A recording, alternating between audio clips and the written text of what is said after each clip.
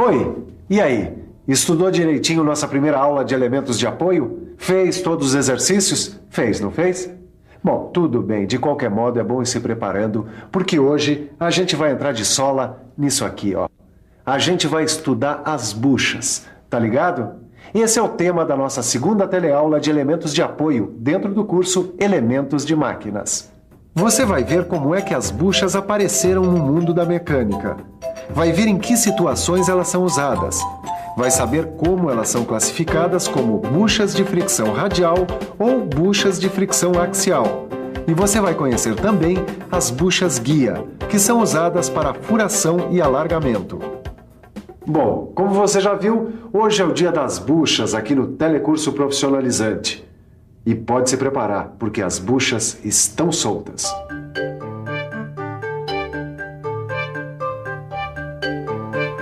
Não, não e não. Você ainda não me convenceu, Edgar. Por que essa bucha e não uma outra? Neuza, eu acho que você ainda não está entendendo. Essa bucha pode ajudar mais no desempenho do nosso kart. Não, pode ser que seja isso mesmo. Mas só que você ainda não me provou, entende? Então vamos fazer o seguinte, vamos estudar esse assunto desde o início, desde a origem das primeiras buchas. Aí você vai dizer se concorda ou não com o meu ponto de vista. Você topa? Se eu topo, é claro que eu topo. Você sabe que eu adoro estudar. Aliás, eu gosto mais ainda quando a gente estuda a história. Quando a gente conhece as origens do assunto que a gente está pesquisando. E o assunto que a gente está pesquisando hoje é a bucha. Mas para a gente ficar por dentro da origem da bucha, primeiro a gente tem que ficar por dentro da origem da roda. E você está por dentro desse assunto? Não se sabe quem inventou a roda, mas sabe-se que os povos da Mesopotâmia, há mais de 3.000 anos atrás, já usavam carros. Esses carros eram puxados por burros e tinham 2 rodas. Mais tarde, alguém teve a ideia de apoiar essas 2 rodas num eixo. E foi aí que apareceu um bom motivo para se inventar a bucha, o atrito. O movimento rotativo entre as rodas e o eixo causava muito atrito. E esse atrito desgastava muito as rodas e o eixo. Como antigamente o eixo era feito de madeira, essa troca era muito fácil de fazer quando as rodas e o eixo estavam gastos. Depois, quando esse eixo começou a ser feito de metal, essa troca começou a ficar muito cara e trabalhosa. Então, para evitar que o atrito corroesse as rodas e os eixos dos carros, alguém teve a boa ideia de colocar um anel de metal entre um e outro. Um anel de metal como este aqui, que fosse fácil de trocar e que não custasse caro. Uma peça que resolvesse o problema de uma maneira simples e barata. E essa peça aqui é justamente o que nós chamamos de bucha. Bucha. Olha uma aqui. Ela aparece no mecanismo de um monte de aparelhos e instrumentos que a gente usa todo dia. Como nesse liquidificador aqui, ó. E aparece das mais variadas maneiras. As buchas são elementos de máquinas de forma cilíndrica ou cônica. Elas servem para apoiar eixos, como você já sabe, mas elas também servem para guiar brocas e alargadores. Normalmente, as buchas são fabricadas em metal ou material plástico. Para que você comece a diferenciar uma bucha da outra, vamos dar uma olhada na sua classificação. A classificação das buchas pode ser feita pelo tipo de solicitação que a gente faz a elas. Por exemplo, quando a gente submete a bucha a um esforço radial, a gente usa uma bucha de fricção radial. Quando a gente submete uma bucha a um esforço axial, a gente usa uma bucha de fricção axial. E quando a gente submete a bucha a um esforço nos 2 sentidos, a gente usa uma bucha cônica, essa que você confere aí. Vamos dar uma conferida agora com mais profundidade em cada um desses tipos de buchas, começando com a bucha de fricção radial. Essa aqui, ó. Essa o quê, Neuza? Essa bucha, olha aqui, uma bucha de fricção radial. É ou não é uma boa pro nosso kart, Edgar? Deixa eu ver. Bom, esta é uma bucha de fricção radial feita de um corpo cilíndrico furado. Por aqui, ó, por esse furo, é que entram os lubrificantes. É o tipo mais comum de bucha radial que existe. E aí, não serve? Não, Neuza, olha, esse tipo de bucha é utilizado para peças de cargas pequenas ou em lugares de fácil manutenção. Foi você mesmo que disse que mais importante do que a gente escolher o material certo era a gente estudar tudo que a gente pudesse sobre o assunto? É verdade. Então, Neuza, a gente só viu um tipo de bucha e você já quer escolher? Pra que a pressa? Tá certo. O Ed tem razão. Por isso mesmo, vamos dar uma conferida nas buchas de fricção axial. Para saber direitinho o que é uma bucha de fricção axial, é que nós voltamos aqui à Escola Senai para conversar com o professor João. Professor, como é que a gente identifica uma bucha axial? Bem, uma bucha de fricção axial é a que a gente usa para suportar o esforço de um eixo em posição vertical. O senhor poderia nos dar um exemplo? Essa bucha aqui, por exemplo, ela suporta o eixo de uma máquina retificadora. Esse eixo fica na vertical, assim. E a bucha suporta o seu esforço. Obrigada.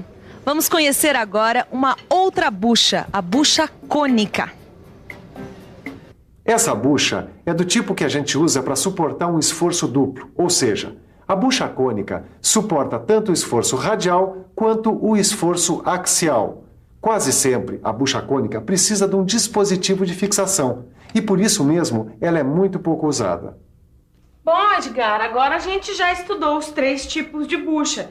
Quer dizer, então, a gente já pode começar... Não, Neuza, isso não é tudo, não. Que além de conhecer as buchas pela classificação, ou seja, bucha de fricção axial, bucha de fricção radial e bucha cônica, a gente ainda tem muitas outras buchas para estudar. É mesmo? A gente ainda não estudou outros grupos de buchas que existem, que são as buchas guia para furação e alargamento.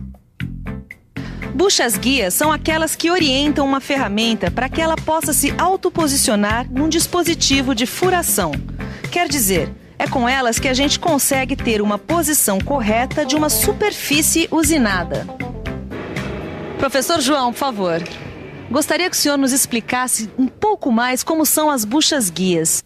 Bem, as buchas guias são elementos de precisão. Elas são utilizadas em máquinas como essa aqui, nessa posição. E estão sujeitas ao desgaste por atrito.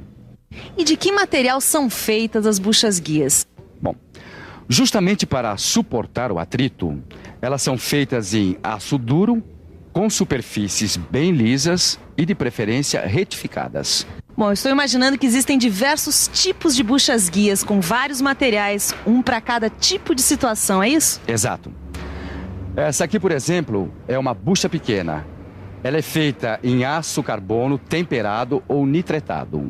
Agora, é interessante notar que a distância entre a bucha guia e o produto se baseia em 2 parâmetros. E quais são esses 2 parâmetros? Vamos lá. Quando o cavaco deve passar pelo interior da bucha guia, a distância será de 0,2 milímetros. Agora, quando o cavaco deve sair por baixo da bucha guia, a distância será igual ou maior do que 0,5 multiplicado pelo diâmetro do furo da bucha. Professor, qual a principal finalidade da bucha guia? É a de manter um eixo comum entre ela e o furo. E se existe um eixo comum, a gente pode dizer que as peças estão em posição coaxial, é isso? Exato. A bucha guia e o furo devem manter uma coaxialidade. Para isso, existem vários tipos de buchas guias. Deixa eu mostrar para você uma coisa que eu acho que você vai gostar. É uma bucha guia diferente. É a bucha guia longa. E eu tenho uma aqui.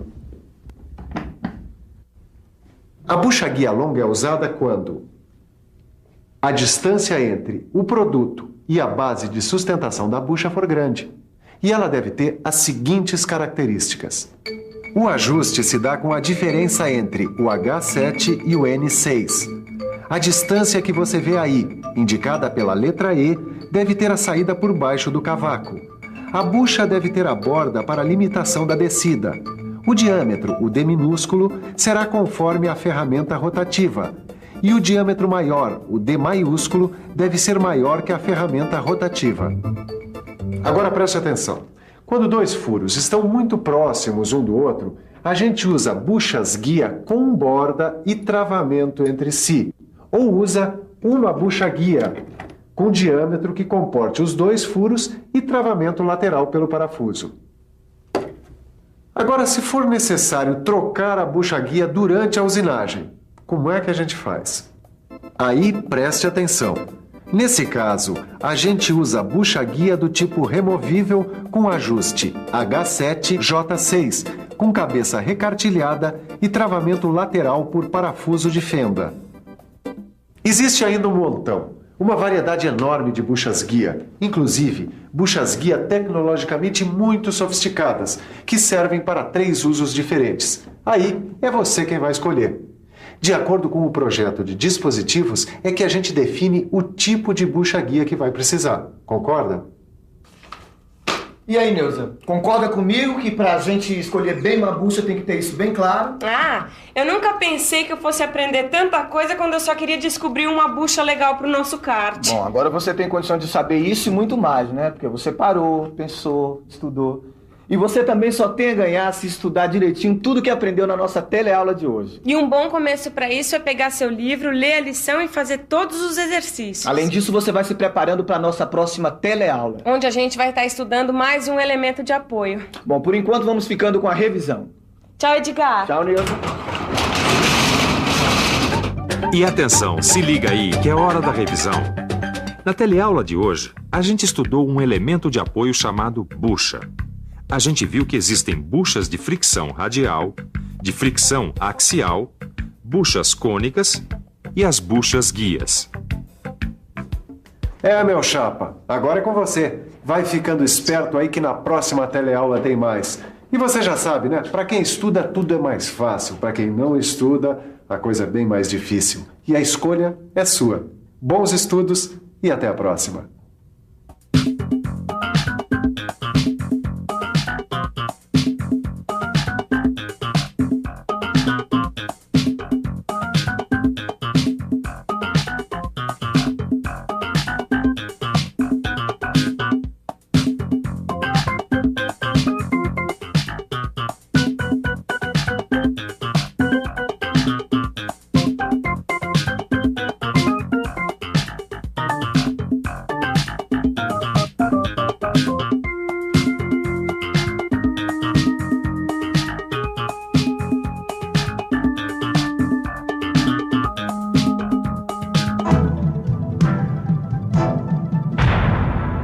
Telecurso 2000, um programa de educação do Sistema Fiesp e da Fundação Roberto Marinho.